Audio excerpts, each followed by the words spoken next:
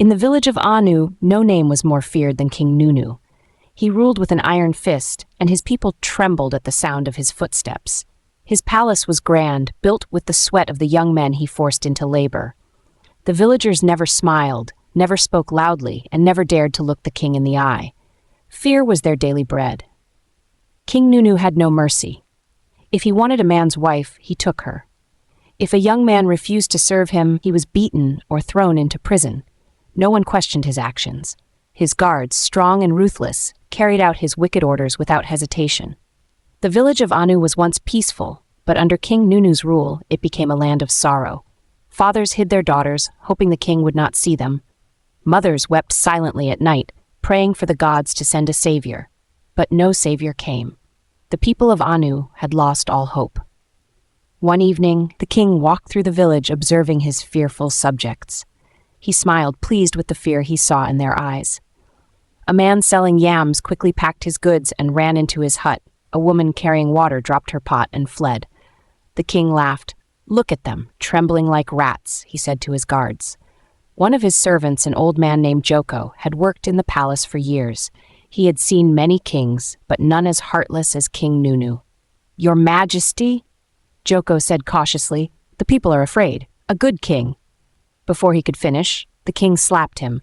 "Do not tell me how to rule," he thundered. Joko fell to the ground, holding his cheek. The other servants looked away, knowing they could be next. That night, King Nunu sat in his grand palace, sipping from a golden cup. "No one dares to challenge me," he said proudly. His guards nodded in agreement. "Let them fear me. It is better to be feared than loved." But what King Nunu did not know was that his reign of fear was about to end. A single moment, a simple act would change his life forever. The village of Anu was a place of silence. The children no longer played in the streets, and the elders no longer sat outside to tell stories. Life under King Nunu was like living in a cage. Farmers worked day and night, yet the best of their harvest was taken to the palace. "For the king," the guards would say, leaving the villagers with little to eat. Young men were taken away to care for the king's animals, never allowed to return home. Women prayed their husbands would not catch the king's attention, for if he desired them, they would never be seen again. One night, a man named Tunde returned home from his farm to find his wife missing. He ran to the palace gates, shouting, "Give me back my wife." The guards laughed and beat him until he could no longer move. "She belongs to the king now," they told him. Tunde was never the same again. The elders of Anu gathered in secret. "We cannot live like this," one of them whispered. "We must do something." "But what can we do?" another asked. "King Nunu is too powerful. If we resist, he will kill us all." Their whispers faded into silence. Fear had stolen their voices. Meanwhile, in the palace, King Nunu enjoyed a feast. Plates of roasted meat, bowls of steaming yam porridge, and jars of palm wine filled his table. He ate while his people starved. "This is the life of a king," he said, wiping his mouth. But outside the palace walls, the village suffered. The people prayed for a miracle. They did not know that their prayers were about to be answered, though not in the way they expected. One afternoon, King Nunu decided to take a stroll. His guards followed closely, their swords shining in the sun. The village was quiet, as always. People stayed out of sight, afraid to cross his path. As he walked towards the stream, he saw an old woman struggling to lift a heavy water pot. She was frail, her hands shaking with effort. One of the guards stepped forward. "Let me help you, mother," he said. But before he could touch the pot, King Nunu thundered, "You dare not unless I say so." The guard quickly stepped back. "Forgive me, your majesty," he said, bowing his head. The king turned to the old woman. "Move aside," he ordered. The old woman looked up at him, her eyes filled with something no one had dared show the king before: courage. "You have ruled with wickedness for too long," she said. "From today, you will die slowly until you change your ways and become a kind king." King Nunu's face twisted with rage. "How dare you?" he shouted. "Do you know who I am?" The woman did not flinch. "I know exactly who you are, and I also know that your strength will leave you, little by little, until you learn to show kindness." The king laughed. "We shall see," he said, turning to his guards. "Take her. Lock her up in my prison." The guards obeyed, dragging the old woman away. The villagers watched from their hiding places, whispering among themselves. "She has sealed her fate," one said. The king will never change, another added.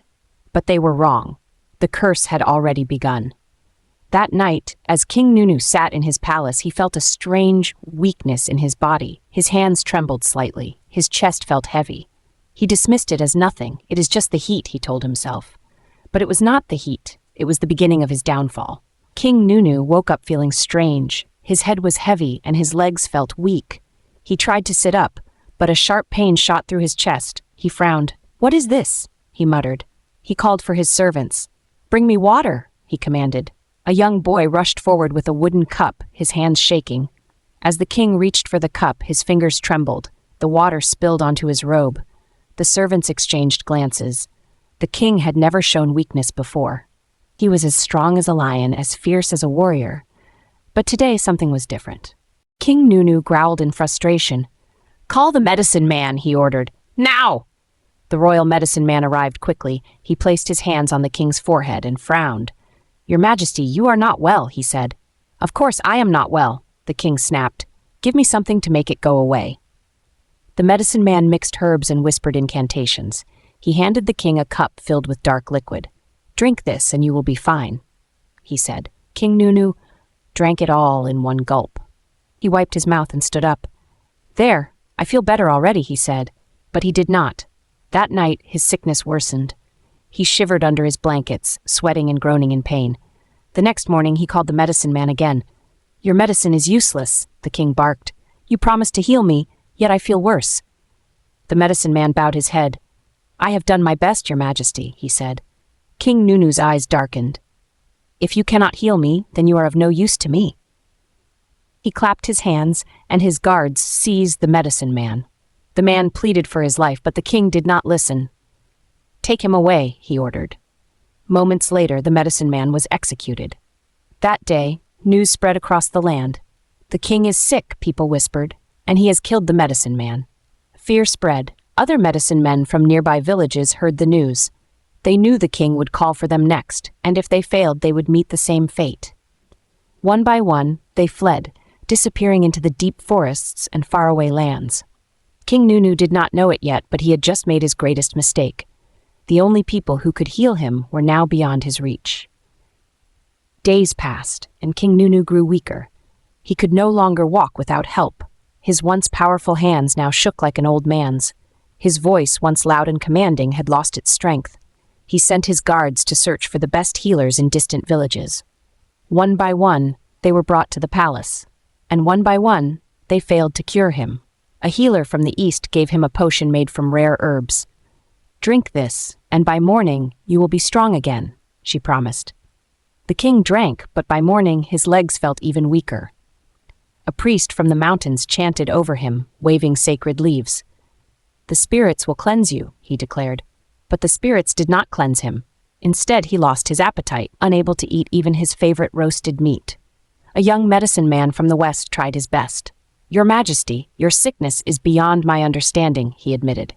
King Nunu's patience ran out. "Kill them all," he roared. The guards obeyed. One by one, the healers were executed. Blood stained the palace grounds. Now, no healer dared to come near the palace. The king had sealed his fate. His sickness had no cure, and there was no one left to help him. Lying in his bed, his body trembling, he thought about the old woman at the stream. He remembered her words, "From today you will die slowly until you turn your wicked heart and become kind to your people." A cold fear gripped his heart. Could it be true? Was his sickness her doing? He sat up with sudden urgency. "Bring me the old woman," he ordered. The guards rushed to the prison where she had been locked away, but when they arrived, they found the cell empty. The old woman was gone. When the guards returned with the news, King Nunu's face turned pale. He had imprisoned her, but she had vanished without a trace. For the first time in his life, the mighty king felt powerless. The palace was in chaos. The old woman's disappearance terrified everyone. The king, who had always been in control, was now a man grasping at shadows. "Search the entire village," he ordered. "Find her." The guards combed through Anu, questioning the villagers, but no one had seen her. Some believed she had been rescued by the gods. Others whispered that she had never been an ordinary woman. "Perhaps she was a spirit," an elder suggested. "A spirit," the king scoffed. But deep inside, fear gnawed at him. His sickness worsened. He could no longer stand without help. His once mighty hands were too weak to lift a cup.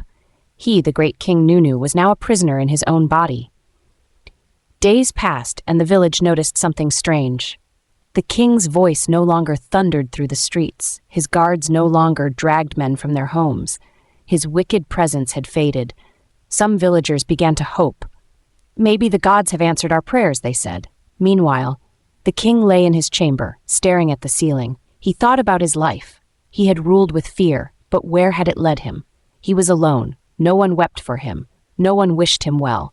He closed his eyes and whispered, "What have I done?" Then something strange happened. He heard a voice, not from the room, but inside his heart. "Turn from your wicked ways, and you will recover." The words echoed in his mind. It was the same warning the old woman had given him. He opened his eyes. For the first time in his life, he saw clearly. He had spent years taking from his people, never giving. He had ruled with cruelty, never kindness. And now, the gods had turned against him. Slowly, he made a decision. If kindness was the only way to be healed, then he would change. And so, the transformation of King Nunu began. King Nunu sat in his chamber, thinking about the voice he had heard. He was a man of power, a man who had never shown mercy. But now, mercy was his only hope. Summoning his last strength, he called his guards. "Take me outside," he ordered. The guards, confused, obeyed. They carried him out into the village, where the people gasped at his frail form. The once mighty king looked like a shadow of himself. As he was being carried, he saw an old woman struggling to lift a heavy bundle of firewood. He felt a strange pull in his heart. "Help her," he said weakly. The guards hesitated. "Your Majesty, are you certain?" "Do as I say," he commanded. The guards rushed forward and lifted the firewood onto the woman's head. She looked at the king with wide eyes. "Thank you, Your Majesty," she said, her voice trembling with disbelief. At that moment, King Nunu felt a small surge of strength in his body. It was faint, but he noticed it. The people whispered among themselves. "The king just helped someone," they murmured. It was something they had never seen before. Later that day, he saw a young boy crying by the roadside. His father had been one of the men forced to work in the palace, leaving his family hungry.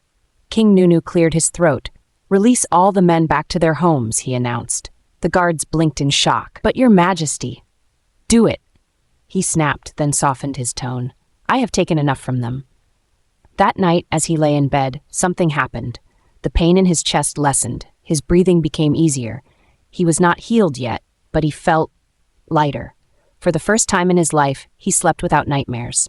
The next morning, King Nunu asked to be taken outside again. He saw a woman carrying water, her pot looking too heavy for her thin arms. Without thinking, he spoke. "Help her." His guards rushed forward. They carried the water pot for the woman, who nearly dropped to her knees in shock. "Thank you, Your Majesty," she whispered. And once again, the king felt a small wave of strength return to his body. Day after day, he performed small acts of kindness. He returned the stolen wives to their husbands. He freed the young men forced to care for his animals. He ordered food to be given to the hungry. With each act, his body grew stronger. The people who once feared him began to look at him with something new, respect. "Maybe the gods have changed his heart," they whispered. One afternoon, a woman approached the king. She was old and bent with age. "Your Majesty," she said, "you have done well." King Nunu's eyes widened. He recognized her. It was the same old woman from the stream. "You," he gasped. "Where have you been?" The woman smiled. "Watching," she said. "You were cursed because of your wickedness. But now you have chosen a new path, and so the curse is lifted." At that moment, something strange happened. A warmth spread through the king's body. His hands stopped trembling. His strength fully returned. He stood up, without help. The people gasped. The king, who had been on the brink of death, was now standing tall once more. Tears filled his eyes. "Thank you," he whispered. The old woman simply nodded and vanished into the crowd. The news spread fast. "The king is healed," the villagers shouted with joy. People who had fled the village returned. Families reunited. Laughter filled the streets for the first time in years. King Nunu walked among his people, no longer feared but loved. He listened to their problems and found ways to help. He built a great well so no one would struggle to fetch water again. He made sure no man would lose his wife or child to his selfish desires. His palace, once a place of fear, became a place of justice. One day, as he sat on his throne, he looked at the people gathered before him. They smiled at him, not out of fear, but out of gratitude. He took a deep breath. "I was once a wicked king," he admitted, "but I have seen the error of my ways. From now on, I will rule with kindness and wisdom." The crowd erupted in cheers. "Long live King Nunu," they shouted. And so the wicked king became the greatest ruler Anu had ever known. His name, once feared, became a name of honor. And as long as he lived, King Nunu never forgot the lesson he had learned, that true power was not in ruling with fear, but in leading with love.